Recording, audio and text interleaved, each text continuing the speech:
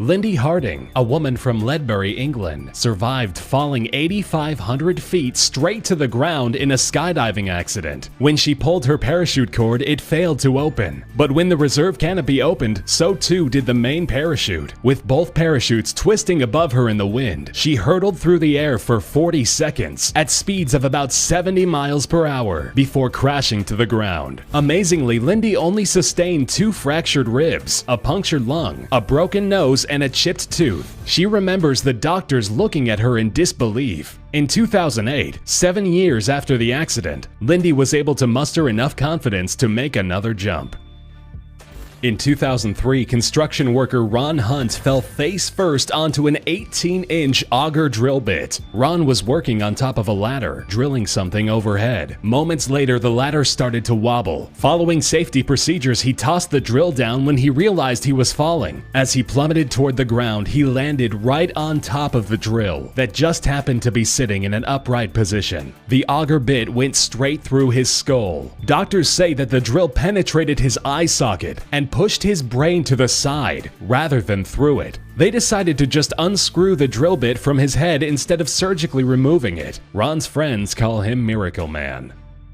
In early 2014, a 56-year-old woman and her grandson were both ran over by a car while walking down the street in Anápolis, Brazil. Security footage of the incident shows 2 cars slamming into each other up the street from where they were walking. One of the vehicles was sent barreling into a parked car, causing it to collide with the woman and child. The woman's head hit the concrete and knocked her out cold before the car ran over her legs and lower back. The unbelievable CCTV footage also shows the car's tires running completely over the child's head. A split second later, he jumps to his feet and rushes over to check on his grandma. After being completely crushed by the car, the 5-year-old resiliently bounces up as if nothing ever happened. As gruesome as the accident appears to be, both managed to walk away with only minor bruises.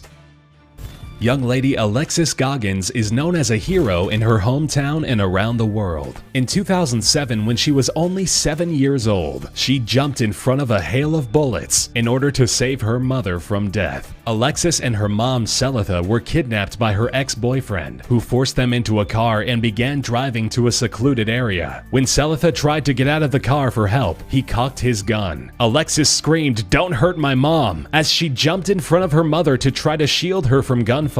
The gunman, Calvin Tilley, started shooting anyway, firing about 12 shots at the girl and mother, trying to kill both of them at the same time. Selitha was shot in the head and arm, while Alexis was shot in the eye, left temple, chin, cheek, chest, and arm. Miraculously, both the mother and the daughter survived the attempted murder. Calvin Tilley is currently serving 60 years in prison.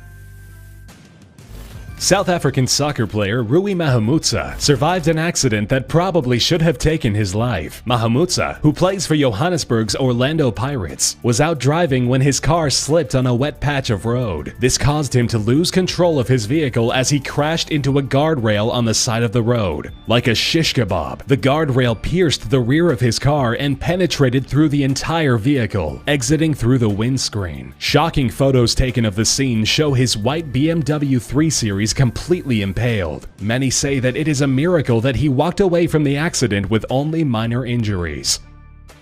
A businessman and amateur race car driver from Thailand crashed his $300,000 Lamborghini Gallardo and subsequently split it in half. 40-year-old Pitak Ryangshima said he was traveling at about 94 miles per hour in heavy rain around a curve of road. That's when he lost control of his vehicle as it flew through the air and smashed into a tree, splitting the car into 2 sections, front and back. Amazingly, the driver walked away from the crash without a scratch. Moments after the incident, Pitak was standing next to the wreckage, holding an umbrella and gabbing away on his cell phone as if nothing had ever happened. He was virtually unscathed. The man attributes his survival to a Buddhist amulet that he was wearing at the time. Washington native Caleb Whitby was found alive and unharmed, smashed between 2 semi-trucks. While driving on a foggy, icy highway going through Oregon, he saw a semi-truck trailer in front of him start to sway. He downshifted, tapped his brakes, and felt his truck slip on the black ice underneath him. He aimed for the back of the trailer as he lost control. When he looked to his right, he saw another truck trailer sliding toward him. His vehicle was sandwiched in between the two trailers like a crushed soda can. In an interview, he said, "It was just metal crunching and glass. It was just all fast and loud." Amazingly, Caleb was cushioned inside of the cab of his truck like a cocoon, protecting him from harm. He was pulled to safety by other passengers and only sustained an injury to his left eyebrow and a scratch on his right hand.